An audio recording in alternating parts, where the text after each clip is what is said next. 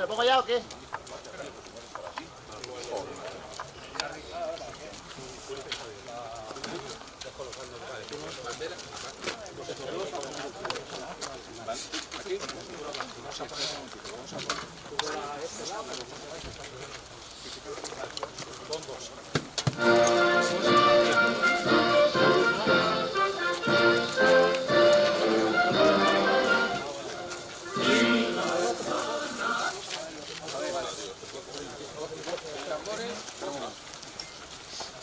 ¿No has visto al patero? Debería estar aquí, tío. Pues aquí, yo no lo he visto. Joder, madre. Yo no tengo su número. ¿Tú tienes el teléfono de José Ramón, el pater? Yo sí, pero no tengo batería. Toma, llama desde el mío. Pero que no tengo batería, no me lo sé. Bueno, pues no está, tío. Ahora cuando esté formado avisarme. Sí, sí. Porque tenía ahí una alergia con otra. Alguien la habrá grabado. Te llamamos. Apagamos los teléfonos, ¿no? Sí.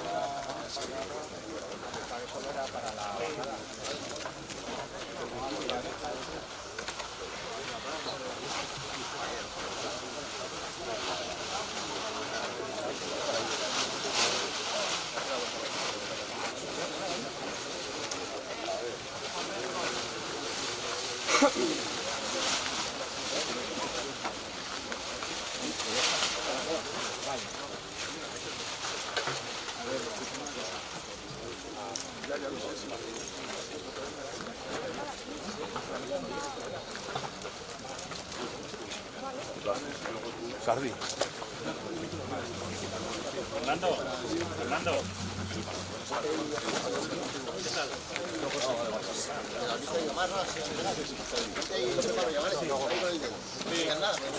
Sí.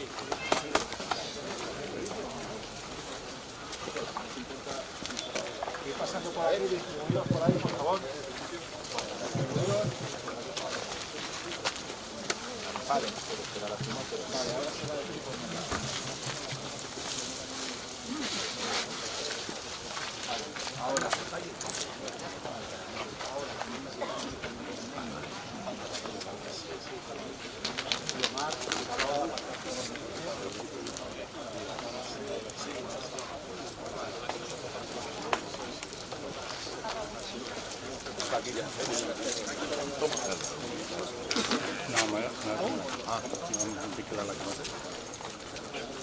Muy bien, padre, nada, primero le presentaré yo a la gente y ya después le usted un responso y ya seguirá la forma. ¿De acuerdo? Gracias.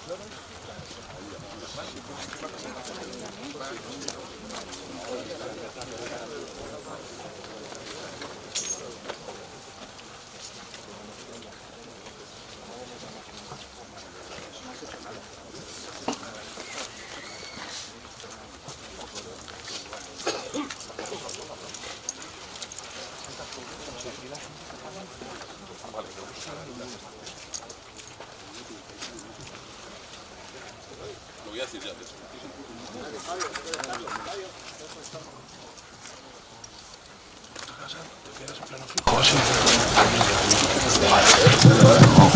Por favor, antes de comenzar, si sois tan amables, apagar los teléfonos móviles para que no suene ninguno durante el transcurso del acto. Gracias.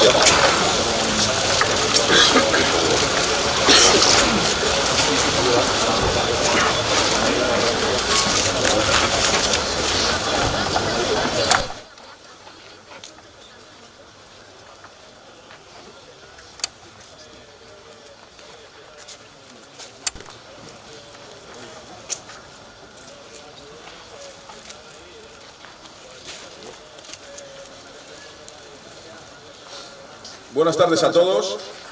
Muchas gracias por vuestra asistencia a este acto en conmemoración al 77 aniversario de la batalla de Krasnivor, que llevamos haciendo desde el año 2007 ininterrumpidamente.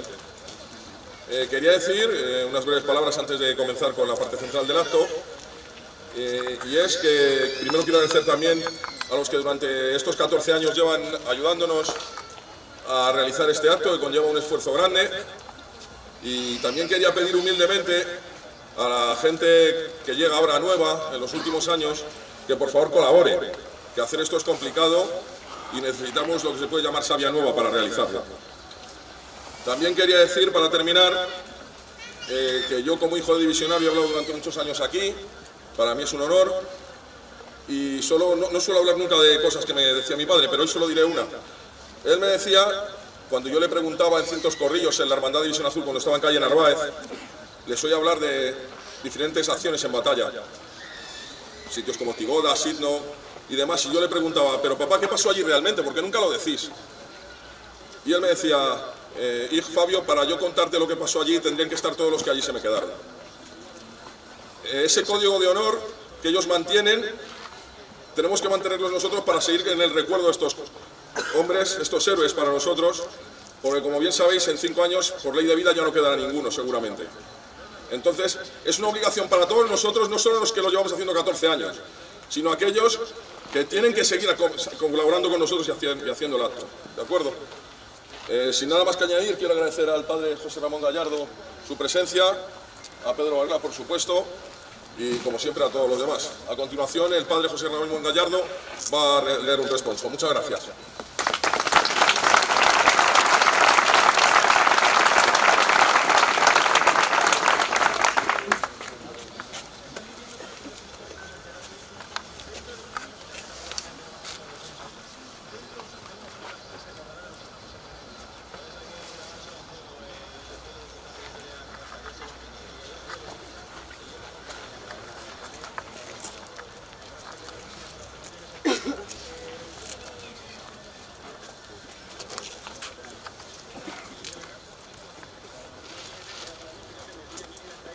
Non intres in judicio con servo tuo, Domine, qui annulus apud te justificabitur homo nisi per te omnium peccatorum ei tribuator remissio.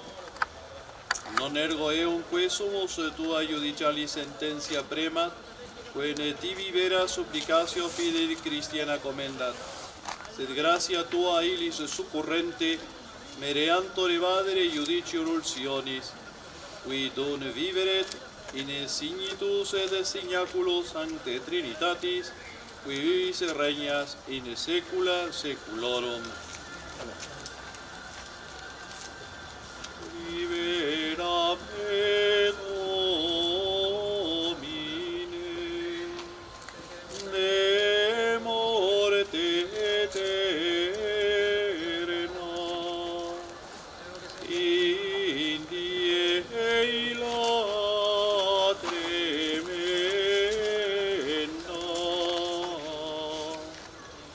quando sceli moven di suone eterna.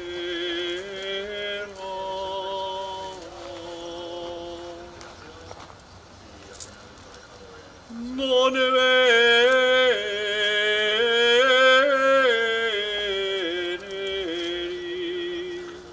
judicare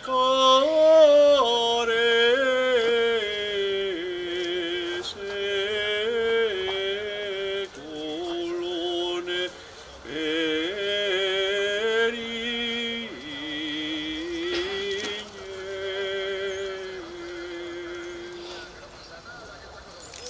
Emene factus unego et timeo, non discussio veneritat, que venetura ira. Quando sceli moven di suone terra.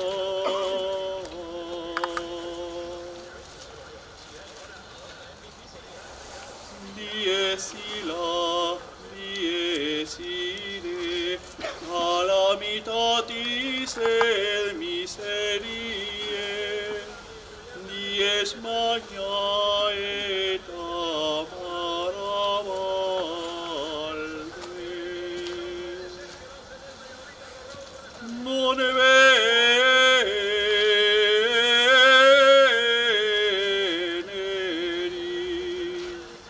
judicare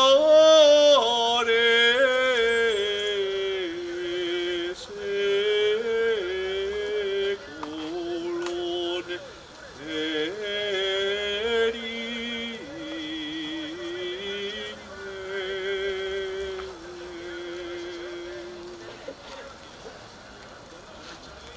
Requiem eterna dona eis Domine, et los perpetua luce a te.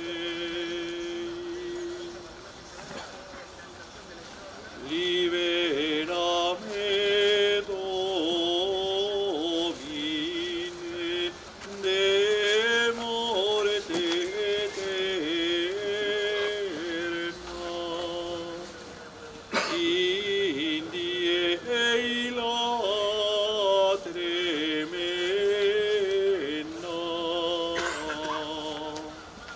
quando cieli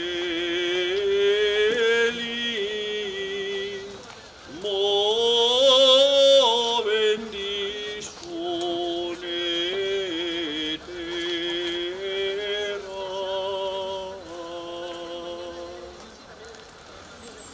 Non veneris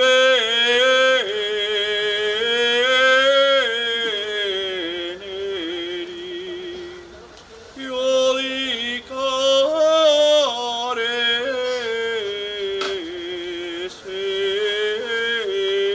seculum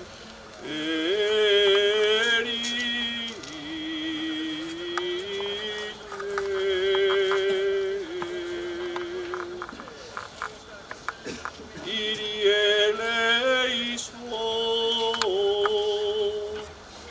Christe eleison, Kyrie eleison.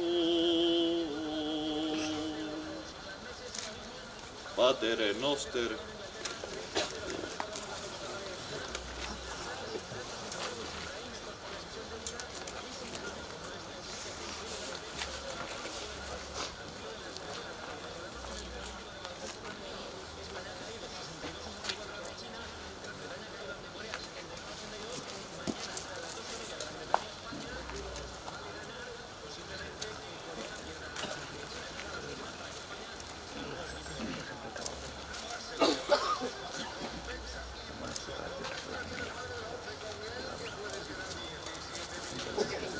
El ritual del responso nos hace rezar el Padre Nuestro en silencio, según una vieja tradición del arcano, en que los primeros cristianos lo rezaban en silencio para que no fuera nunca profanado por los paganos. Vivimos tiempos en que también lo han profanado incluso los mismos cristianos. El respeto de lo más sagrado, de lo que recibimos del cielo y de nuestros mayores, es para todos nosotros un deber de honor.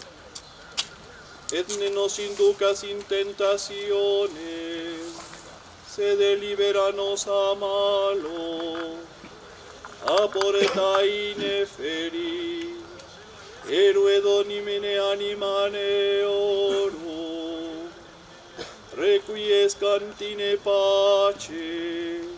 Amén. Domine exaudi orationem meam, et clamor meos a te veniam, Dominus vobis ecum, et con spiritu tuo oremus. Deus qui propiones miserere semper de parcere, te supplice exoramos pro anima famuli tui, quod ex seculum migrare iusisti. Non trada sean en manos inimici, neque olivis caris in fine, sed lluvia sean a sanctis angelis suscipi, et ad patriam et paradisi perduci, et cuia intesperavid et credidit non penas inferni sustinua, sed gaudia eterna posidia, per Christum Dominum nostrum. Amen. Requiem aeternam dona eis Domine, et de los perpetua luce Tei, requies cantine pace. Amen. Anima eorum et anime omnium fidelium defunctorum per misericordiam Dei requiescant in pace.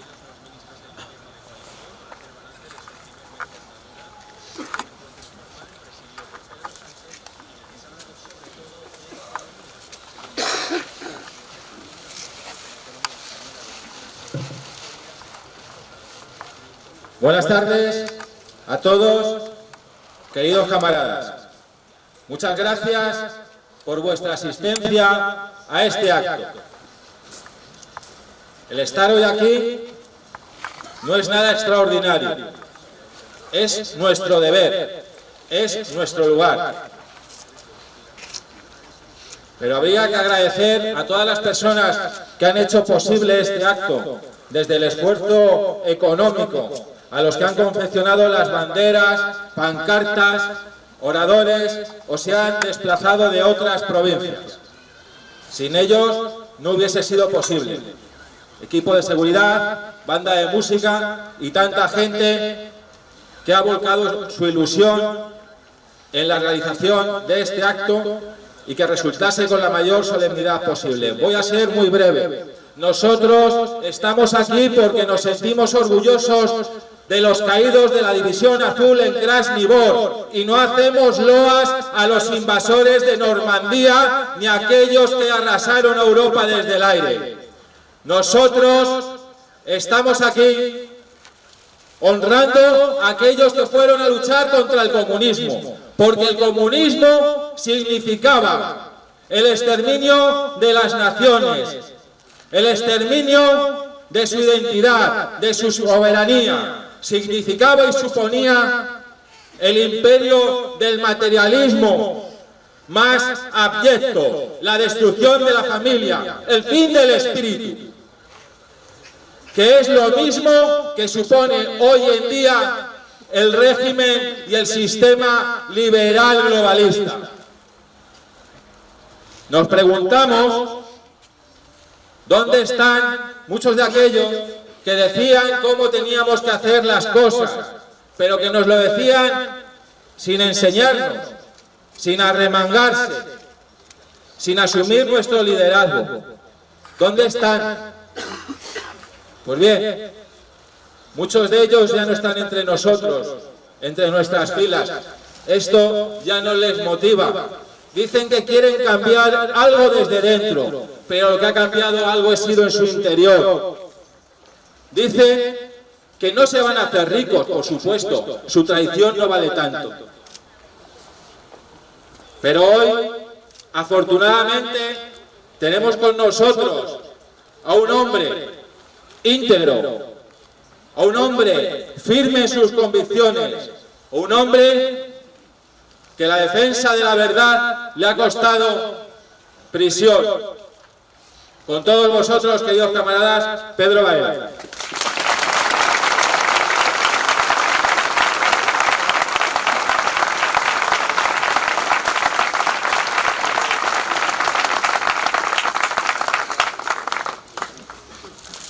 Fabiola Flores.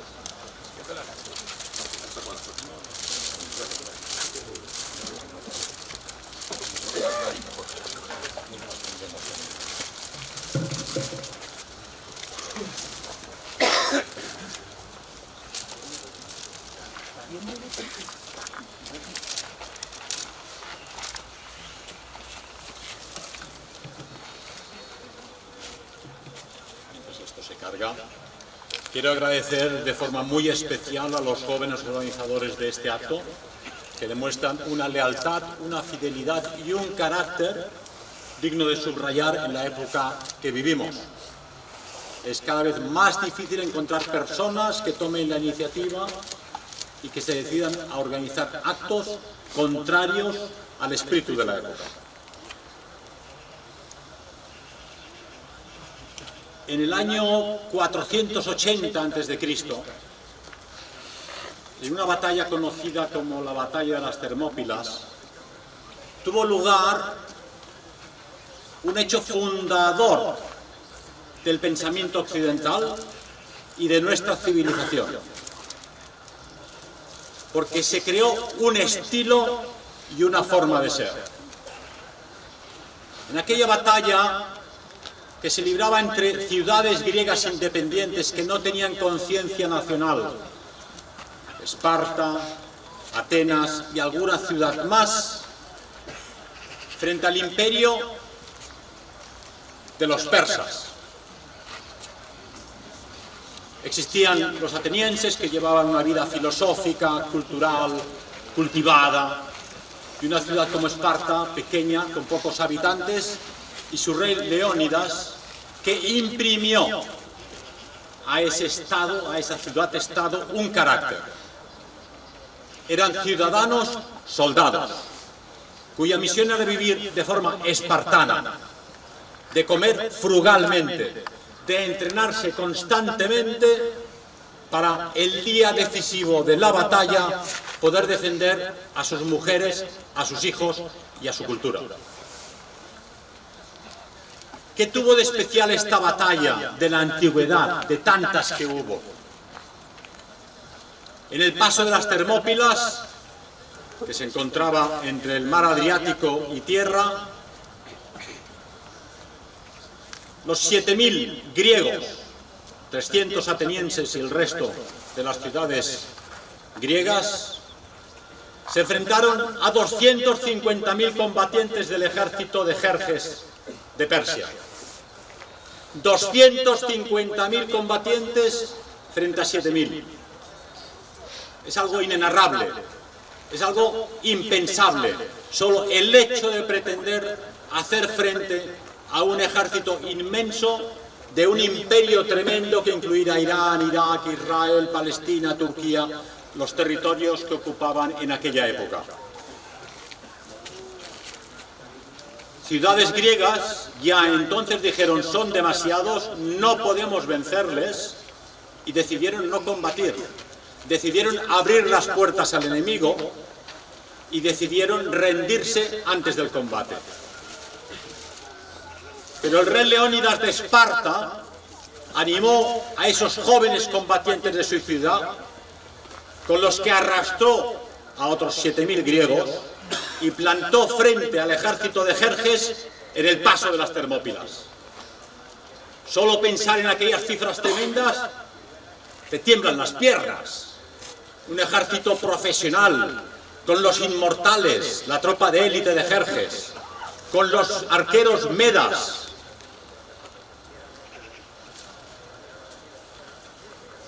Pero los espartanos recibieron al mensajero de Jerjes, que les decía: os ofrecemos la paz, no combatáis y seréis aniquilados, deponed las armas. Respuesta de Leónidas: ven a buscarlas. Y los persas fueron a buscarlas. En el paso de las Termópilas, las falanges griegas, los hoplitas, combatieron como auténticos profesionales, con un mejor armamento, con mayor valor, con el conocimiento del terreno, y destrozaron a tropas de choque del ejército persa, que venían de zonas muy lejanas y con armamento de menor calidad. Pero lógicamente la batalla duró 2 o 3 días, los griegos quedaban cansados, retrocedían y las tropas espartanas avanzaban. Los espartanos eran la tropa de élite de los griegos, eran realmente soldados políticos de su ciudad. En aquel paso, el rey Jerjes empezó a temblar. ¿Es posible que perdamos esta batalla? Los griegos estaban venciendo al inmenso ejército de 250.000 soldados. Había un traidor, como en todas las historias, un traidor que indicó a los persas un paso por la retaguardia que no conocían. En ese momento Leónidas vio claro que iban a perder la batalla, tenía que combatir en 2 frentes. Y para ahorrar vidas ordenó a las tropas griegas que se retiraran a las ciudades. Se quedarían solamente los espartanos, los 300 hombres de Leónidas, los 300 camaradas que hoy están aquí presentes rindiendo honor a nuestros combatientes del Frente del Este. ¿Por qué fue importante aquella batalla? Porque los espartanos combatieron hasta el último hombre, a pesar de que sabían que iban a una muerte segura. Pero gracias a la contención de las tropas persas, la armada griega, en la batalla de Salamina, unos días más tarde, pudo vencer al ejército persa. Y Jerjes, con miedo a quedarse atrapado en la península griega, decidió retirarse.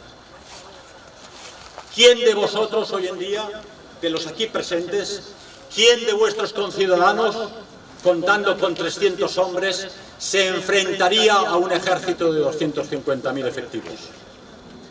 No sé si yo mismo me apuntaría a esta batalla, pero fue útil.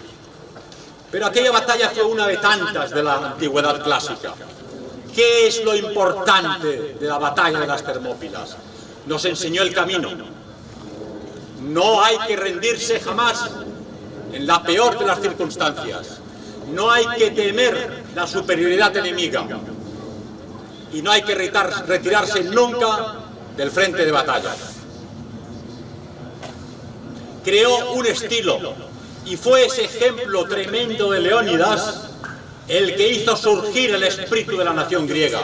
A partir de entonces, todas las ciudades griegas dijeron: somos una nación, somos similares, tenemos una identidad cultural y étnica, y ellos son los otros. Es el Oriente, es Asia. Y de allí surgió la cultura griega de la que somos herederos. Europa, la Europa que conocéis hasta el día de hoy, es heredera de la cultura griega, de la cultura romana, de los pueblos germánicos y de la cristiandad. Eso es Europa. Ese estilo de presentarse ante las dificultades de esta forma, que creó un estilo que luego influenció en el mundo prusiano con Federico el Grande de Prusia. Es un estilo elegante, es un estilo que se sacude de la solapa las moscas. Cuando los arqueros medas de Jerjes llegaron, tremendos arqueros, decenas de miles de ellos, sus colaboradores le advirtieron a Leónidas: son tantos arqueros que las flechas taparán el sol. Respuesta de Leónidas: fantástico, lucharemos a la sombra. Eso es crear un estilo. Y cuando ordena a los combatientes griegos retirarse a las ciudades, habla tú a tú con sus espartanos. Era uno más entre ellos. Desayunar bien. Esta noche cenaréis en el Ares. El cielo para ellos. Iban a la muerte con una facilidad, una entrega y un idealismo hoy día impensable, reconocible en nuestros héroes del Frente del Este. Pero estos soldados políticos de la ciudad griega de Esparta no habrían tenido este valor sin unas esposas y unas familias que al partir al combate les decían: regresa con el escudo o encima del escudo. Encima del escudo regresaba el combatiente que había caído en combate. Ese estilo impregnó la forma de ser de los pueblos indoeuropeos, que luego ha creado toda una civilización y una cultura. Por poner un ejemplo, en Castelnuovo, una posición en Dalmacia, entre el mar Adriático y Montenegro. El tercio viejo de Zamora toma la posición, son 3.500 efectivos. Se enfrentan a 50.000 soldados del ejército otomano. Nos encontramos con la misma situación. 3.500 hombres del tercio de Zamora, 50.000 turcos. Yo salía corriendo de inmediato, pero decidieron que no, que ellos se quedaban. Nuevamente el Solimán turco propone a los españoles: ríndanse y les dejaremos marchar. Respuesta del mariscal de campo: no pensaba rendirme por cosa alguna. Así de sencillo. Y vino a decirse en aquella batalla que había que probar que la memoria de la magnífica muerte que vais a tener es superior al sabor de la victoria. Hay quien ha dicho de estos héroes que corren a lo largo de la historia europea: qué magnífica muerte que vais a tener. No moriréis en un hospital lleno de tubos y de cables, no moriréis de viejos, no moriréis atropellados por un tranvía, sino que moriréis con el arma en la mano y con el escudo. Se repite este estilo y esta forma de ser constantemente, no siempre en acciones de guerra. Pensemos que en la primera circunvalación del mundo, de Magallanes y Elcano, empezaron 5 naves con 239 tripulantes y regresaron 18. Para empezar, Magallanes ya no volvió porque en Filipinas, cuando descubren Filipinas, una de las tribus aborígenes le da muerte. Y es Elcano el que acaba la circunvalación de la Tierra. Heridos, hambrientos, enfermos, después de una larga temporada en el mar, 18 de los 239 tripulantes españoles llegan a la patria y han dado la primera vuelta al mundo. Todos vosotros conoceréis, gracias a grandes artistas españoles, escultores y pintores, Ferrer Dalmau en este caso, con sus cuadros sobre la batalla de Empel. Si no conocéis la batalla de Empel, en 1585, el tercio viejo de Sarmiento, otro tercio español, en los Países Bajos, se encuentran sitiados por las tropas del mariscal Hohenlohe de los Países Bajos y deciden, como siempre en aquella zona en los combates, abrir los diques, los polder que contenían el agua, e inundar el campamento enemigo. Los españoles se deben refugiar en un pequeño montículo, en una isla junto al río Mosela, llamado Empel. Y deciden, al igual que los que hemos mencionado, los infantes españoles prefieren la muerte a rendirse. Les proponen, ríndanse y les trataremos con honor. Ya hablaremos de capitulación después de muertos.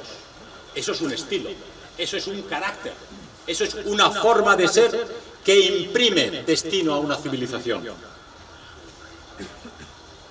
Milagro, los españoles cavan una trinchera, encuentran una tabla flamenca, de estilo flamenco, de Nuestra Señora Inmaculada, la Virgen María, deciden hacerle un altar, el maestre de campo encomienda a todos los soldados, encomendaros a Nuestra Señora Inmaculada antes del combate.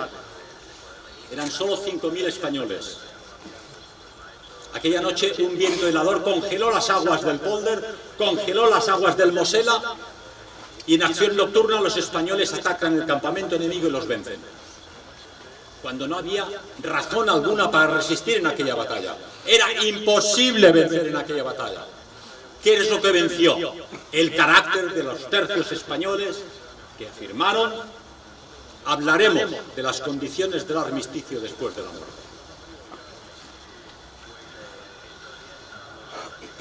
Se ha hablado también, un siglo después, en el siglo ya XVIII, de Blas de Lezo, que todos conoceréis, medio hombre. Quizá el almirante, el estratega de la Armada Española más importante de la historia de España, vencedor de la batalla de Cartagena de Indias, donde con 3.000 hombres, otra vez, se enfrenta a 30.000 británicos del mariscal Vernon. 3.000 contra 30.000. Es casi un hecho que se repite, que aquellos hombres que desprecian a la muerte y quieren vencer en situaciones imposibles, juegan además con cierta chulería: nosotros somos 3.000, vosotros sois 30.000, pero no vamos a rendirnos. Los españoles tenían 6 barcos, los británicos 180 barcos. Los británicos 200 cañones, los españoles no tenían apenas cañones. Vencen los españoles, tuerto, manco y cojo. De ahí que se le llamara a Blas de Lezo medio hombre.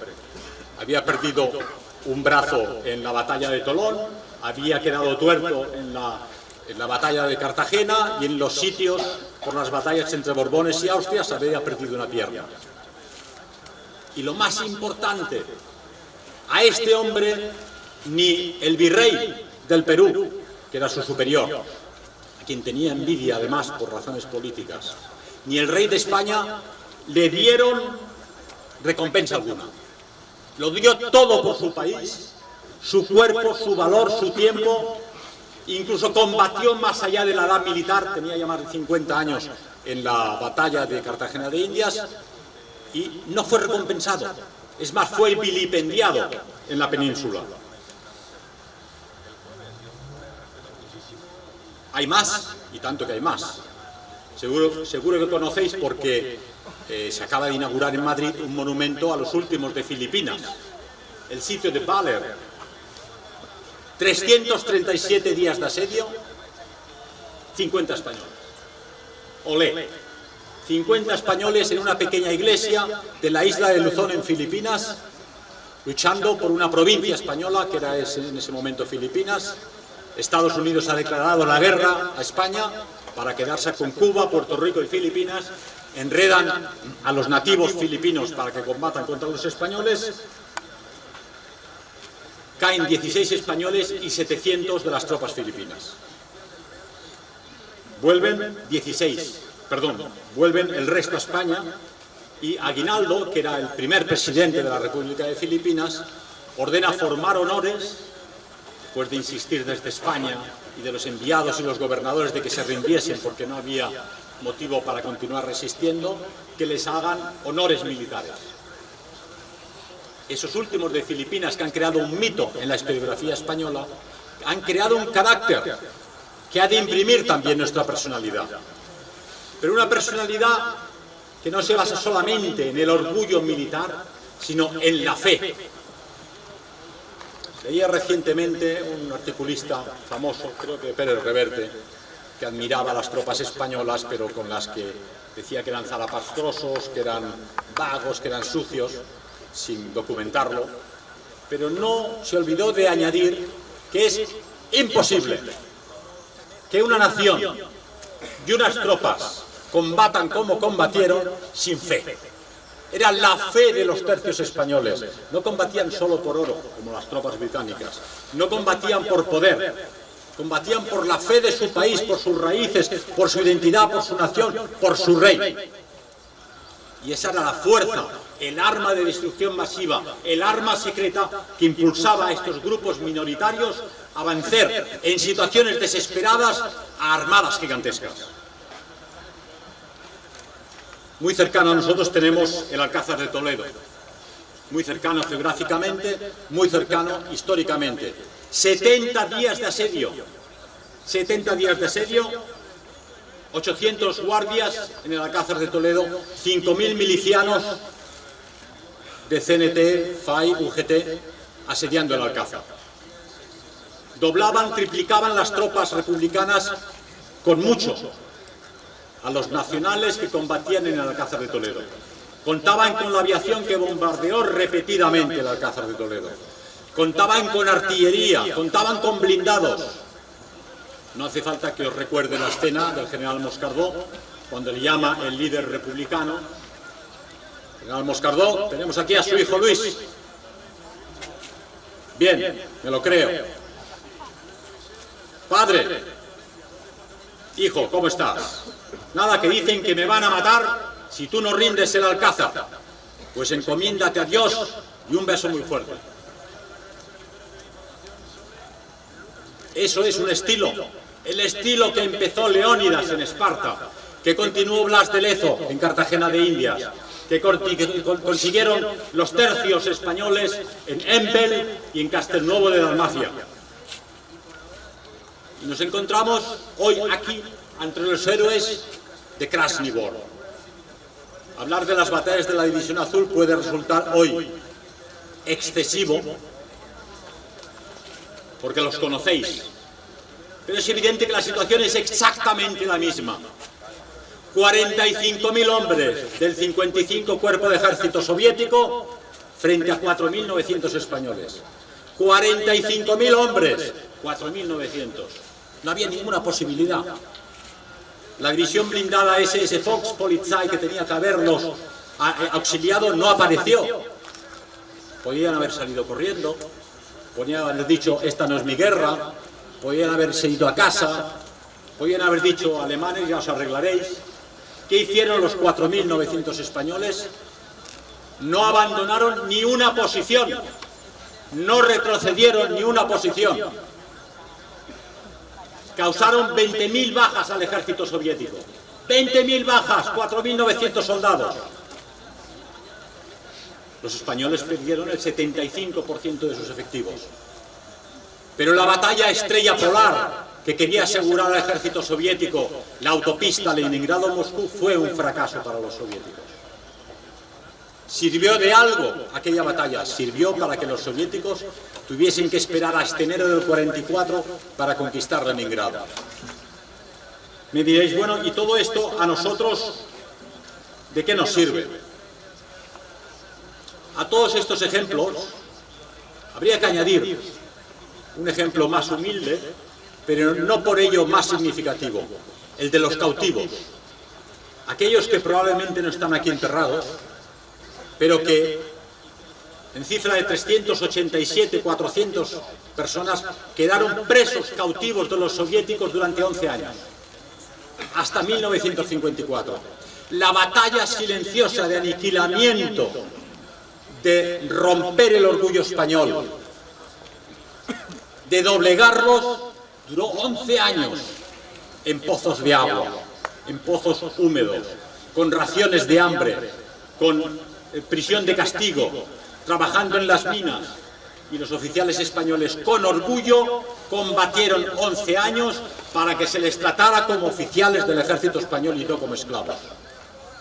He tenido la oportunidad de conocer alemanes que estuvieron en Rusia con estos españoles, entre ellos Otto Wünsche, el guardia personal de Hitler que llevó el cadáver a la hoguera, Anton Mayer, un humilde soldado en Múnich, todavía vivo, que observó cómo los soviéticos al final respetaban más a los orgullosos españoles que a los alemanes, que aceptaban la situación y obedecían a todo aquello que se les exigía. Los españoles despertaron la admiración no solo de las tropas alemanas, que se sentían seguras cuando sabían que a su lado estaban los españoles, no solo al jefe político alemán, Hitler, que en cierto momento tuvo que advertir: si veis un día pasar a alguien descamisado, que utiliza el casco para llevar el pan, que no engrasa la escopeta y que no hace las guardias, poneros firmes ante él, porque es un héroe español. La batalla de Krasnivor rompió el orgullo alemán y les hizo ver que los españoles eran combatientes fiables. Y el capitán Palacios, este cántabro de Potes en Santander, fue el que levantó la moral de los 400 divisionarios que aguantaron 11 años de campo de concentración y los devolvió orgullosos a España. Con ellos volvieron republicanos que habían sido encerrados en los campos de concentración soviéticos. Con ellos volvieron niños de la guerra que habían sido exportados de España a la Unión Soviética, y todos arropados por el capitán Palacios, que dijo: primero mis soldadicos y luego yo.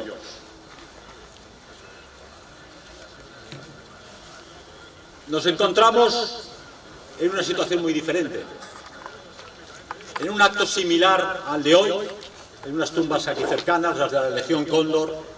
Hicimos en 1991 un acto en favor de los caídos de la Legión Cóndor. En el local de Cedade, creo que en la calle Infantas, hablaba León de Grel. Y siempre nos decía: el combate que tenéis hoy vosotros es mucho más duro y más difícil. El nuestro era claro y era evidente. Había dos frentes, teníamos al enemigo delante. Teníamos que combatir contra aquel enemigo. Vosotros estáis rodeados. Tenéis al enemigo en televisión, en el cine, en los gobiernos municipales, en el gobierno nacional, en los gobiernos autonómicos, en la cultura, en los libros de texto, incluso entre los amigos, compañeros de trabajo y familiares que han sido lobotomizados. Se les ha lavado el cerebro para que se suiciden culturalmente. Porque digámoslo pronto, hoy aquí no quiero animaros a que conquistéis mañana el poder. Me gustaría más ser aquel que, cuando los espartanos se enfrentaban a los 250.000 persas, les decía: vais a morir hoy y vais a combatir duramente. Yo vengo a deciros: mañana será peor que hoy, y pasado mañana va a ser mucho peor. La disolución social es galopante. Y la Unión Europea es la encargada precisamente de desmantelar Europa, la cultura europea. Nuestros gobernantes no aman Europa, no aman nuestras tradiciones, no aman nuestra historia. Por eso les tienen sin cuidado. Y los europeos se encuentran en una situación de suicidio colectivo. Me llamaba un amigo italiano esta mañana cuando venía en el tren. Pedro, estoy desesperado, estoy en el pueblo, han desembarcado 600 africanos, la gente aplaude, la gente sonríe, les lleva flores, les lleva comida, no se dan cuenta que se están suicidando. Son tontos útiles, decía él. Digo: ¿por qué dices esto? Vamos a acabar como acabaron los indoeuropeos en la India. Primero pequeños grupos de hombres blancos en la geografía europea, cada vez más reducidos, finalmente algunos brahmanes que no tendrán más remedio que mezclar su identidad con la de poblaciones ajenas. Y esa Unión Europea que destruye Europa nos debilita, debilita nuestros gobiernos, nuestras legislaciones y nuestra población. Y esa debilidad es la que invita a poblaciones de los 5 continentes a disfrutar, mientras puedan, de unas condiciones sociales, de unos beneficios económicos, de unas mejoras políticas que en sus países de origen no tienen. Pero ese efecto llamada produce también nuestra desaparición cultural. ¿A qué os vais a enfrentar vosotros, todos jóvenes? ¿A qué se van a enfrentar vuestros hijos y vuestros nietos definitivamente? En los próximos 20 años veréis cómo toda forma civilizada social se va desmantelando y diluyendo en la nada. La seguridad social no podrá atenderos, porque seremos muchos de muchos países. Las jubilaciones no podrán ser pagadas. Los hospitales no podrán atender a todo el mundo. Habrá crisis económica y una crisis de desconfianza de las poblaciones europeas hacia la plutocracia y la democracia partitocrática. No es un escenario bonito, no es un escenario ideal el que os estoy dibujando con estas palabras, pero os estoy describiendo la realidad. Tenéis 250.000 persas delante y sois 300. Tenéis que decidir si salís corriendo, si os entregáis al enemigo o si resistís hasta el último hombre. Lógicamente no estoy hablando del combate militar, estoy hablando de combate político. Todos vosotros sois soldados políticos, soldados de una idea, de una tradición y de una identidad, que es la española. Tenéis que defender vuestra fe, la fe católica, la fe cristiana, frente a fes que no son las nuestras. Tenéis que defender una forma de ser y una forma de vida que no es la de aquellos que llegan. Y tenéis que defender unos logros sociales que nuestros padres y abuelos consiguieron para vosotros y que ahora se disuelven lentamente. ¿Hay solución? Hay solución. Solo unas cuantas cambios legislativos y las fronteras pueden ser cerradas. El cambio más difícil es el cambio de mentalidades. Hermanos, primos, compañeros, novias, conocidos que quieren abrir las fronteras, que aceptan con aplausos la ingeniería social de destrucción de la familia, que aceptan con aplausos la misma concepción antropológica del hombre, hombre y mujer, porque digámoslo pronto, en el Génesis Dios creó al hombre y a la mujer, no creó un tercer sexo. Dios creó al hombre y a la mujer y el hombre ha creado un tercer sexo. Es decir, está en discusión todo aquello que era caro al ser humano y que era caro a la civilización occidental. ¿Qué podéis hacer? Tenéis que crear una sociedad paralela, organizaciones paralelas, volver a consumir lo propio, explotar la agricultura local, nacional, que pueda darnos al máximo alimentos a todos los españoles sin necesidad de depender de las importaciones extranjeras. Volver al campo, volver a la naturaleza y volver a la familia. Una de las condiciones que puso Leónidas a los 300 espartanos que debían quedarse con él a una muerte segura fue: solo pueden quedarse aquellos que tengan una herencia asegurada. Aquellos que habían dejado niños en la ciudad. Los que no tenían herencia asegurada tenían que marcharse. Así que esa es vuestra misión. Formar familias, tener una descendencia asegurada, volver a la naturaleza y al campo y prepararos para el hundimiento de la República Romana. Porque no otra cosa va a ser el hundimiento de la civilización cristiana occidental. Mañana volveréis al trabajo, cogeréis el metro, cogeréis el autobús, comeréis, si os ponéis enfermos iréis al médico, pero una civilización no se hunde de hoy para mañana, pero se ven las autopistas, los grandes rasgos que nos llevan al hundimiento. Y en el momento que la República de Roma se hundió, la gente que vivía en las grandes ciudades, que vivía de las donaciones de Roma, se fue al campo para sobrevivir. Tenéis que empezar a pensar que se van a producir una situación de tensiones sociales. Tensiones primero económicas. Los diversos grupos económicos querrán luchar para tener lo que otros no tienen. Enfrentamientos religiosos. Éramos un país relativamente homogéneo con una sola fe y ahora tendremos muchas poblaciones con fes diferentes. Enfrentamientos, podríamos decir, militares, de agrupaciones humanas armadas que el Estado no va a poder desarmar. Existen ya barrios, banlieues en Francia, donde la policía no puede entrar. En Alemania mismo existen zonas no-go de poblaciones musulmanes armadas. Y esto no va a ir a mejor. Hay 50 millones de musulmanes en Europa, muchas bellísimas personas, millones de africanos que no paran de llegar. Pero esto, y hay que subrayarlo, no ha hecho más que empezar.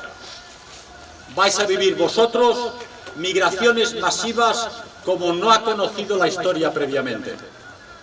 Y una población autóctona, paralizada, incapaz de defenderse y con unos gobernantes y líderes políticos que no solo le traicionan, sino que aplauden dicho hundimiento.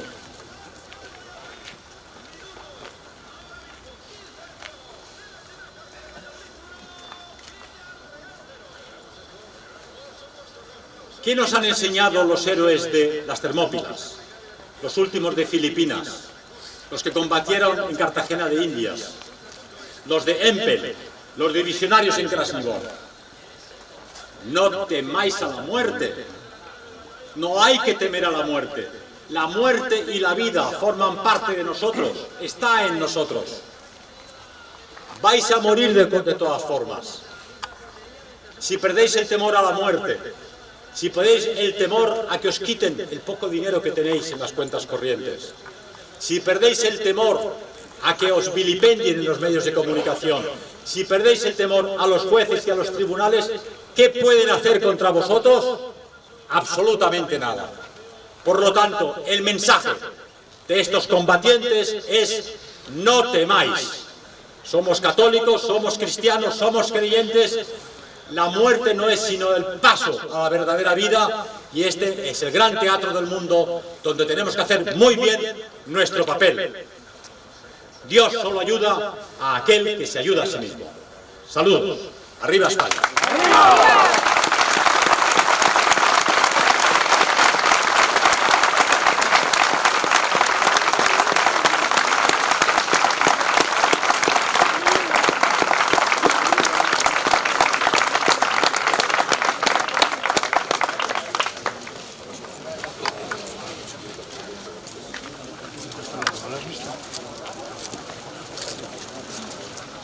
Después de estas reparadoras y clarividentes palabras de Pedro Baela, se va a proceder a la ofrenda floral a cargo de los camaradas Julián y Juan.